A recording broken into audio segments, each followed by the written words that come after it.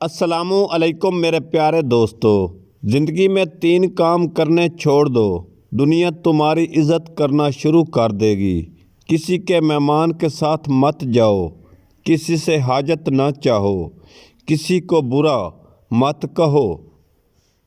3 غذائیں ایسی ہیں جو انسان کی جوانی واپس لا سکتی ہیں: مچھلی، دلیا اور خشک میوہ جات۔ اچھے دن آپ کے پاس نہیں آتے، بلکہ آپ کو ان کے پاس جانا پڑتا ہے۔ دوستوں سے گزارش ہے، ویڈیو کو شیئر کریں۔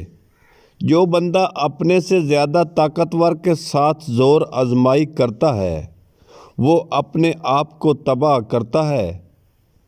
جو انسان اپنی آنکھ حرام جگہ دیکھنا بند کر لے، اللہ اسے عمر بھر صدمہ نہیں دیتا۔ حرام مال کا صدقہ دینا گندے پانی سے غسل کرنے کے مترادف ہے۔ کہیں جانے کا پہلا قدم یہ فیصلہ کرتا ہے کہ آپ اپنی جگہ پر رہنے کے لیے تیار نہیں۔ آپ سے گزارش ہے کہ ویڈیو کو لائک ضرور کریں۔ خدا کا ذکر کرنا تو عبادت ہے، مگر رزق حلال کمانے کے بغیر عبادت کا مزہ نہیں۔ فرض عبادت کے لیے گھر سے باہر نکلنا اور نفل عبادت کے لیے گھر میں بیٹھنا سب سے اعمال بہتر ہے۔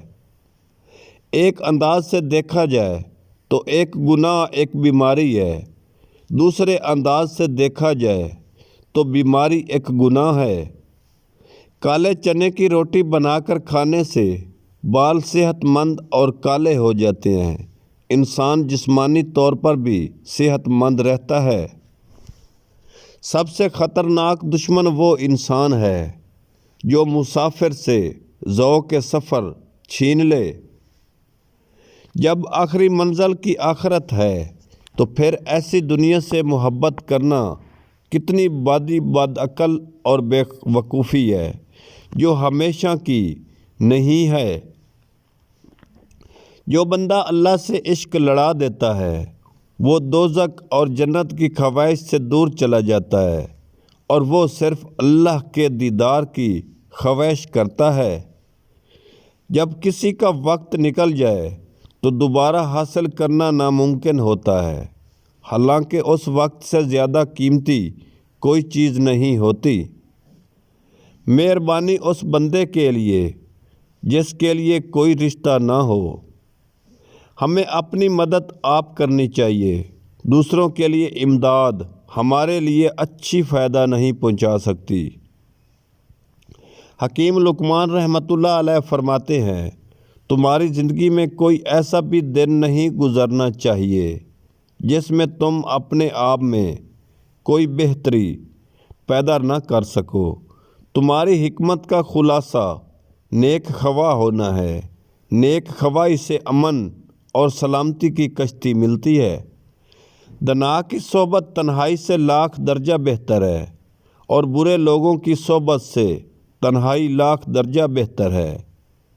مشکلات کو دور کرنے اور خواہشات کو دبانے اور مصیبتوں کو برداشت کرنے سے انسان طاقتور اور مضبوط بنتا ہے۔